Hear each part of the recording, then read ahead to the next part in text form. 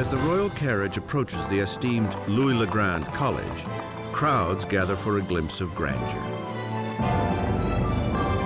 It is the day to welcome the newly crowned king, Louis XVI, and his lovely Austrian wife to the city of Paris.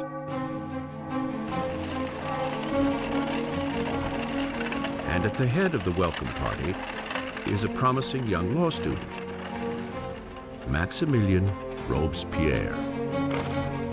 When Robespierre was a schoolboy, the king visited the college and Robespierre gave a Latin address to the king. So he actually spoke to Louis XVI when he was a teenager. As Robespierre respectfully delivers his Latin soliloquy, the king hardly notices the boy. But years later, their fates will again intertwine under very different, much darker circumstances. It was one of these rituals that take place in every school, and yet, of course, it was so charged with irony, because here you had the young Robespierre reading this discourse in honor of the man he would later kill. For now, the welcome is warm and the flattery sincere. The visit from the royals may have won the hearts of the people, but their minds are leaning increasingly in an entirely different direction.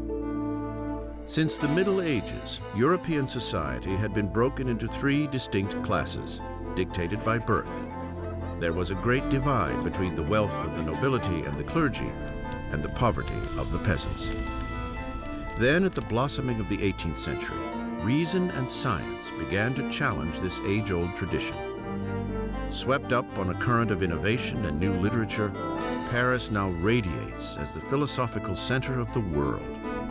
The city pulses with a great flourishing of knowledge, a shining beacon of possibility. It is the age of enlightenment.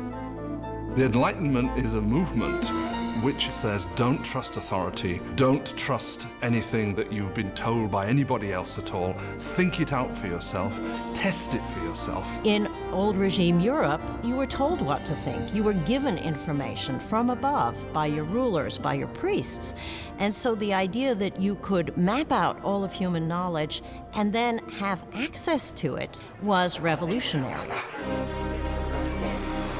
In elite salons across Paris, aristocrats gather to discuss Enlightenment authors and the burgeoning age of reason. Voltaire, Rousseau, fresh voices who champion liberty, control of one's own destiny, and above all, equality.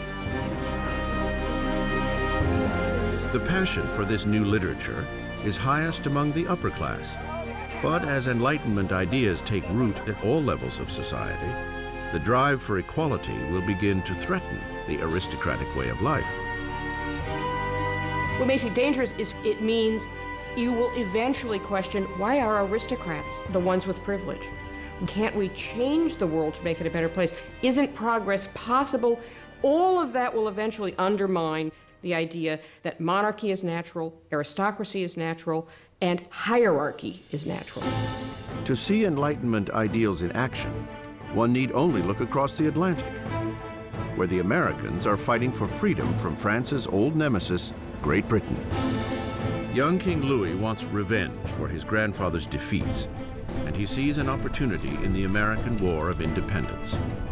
Louis commits to the cause a total of 2,000 million livres, enough to feed and house 7 million French citizens for a year. His investment would mark the beginning of financial collapse for France. America bankrupts France, in effect, because the debt which the French monarchy incurs in order to fight the American War of Independence turns out to be absolutely crucial in the financial situation of the French monarchy, because the French monarchy cannot pay those debts.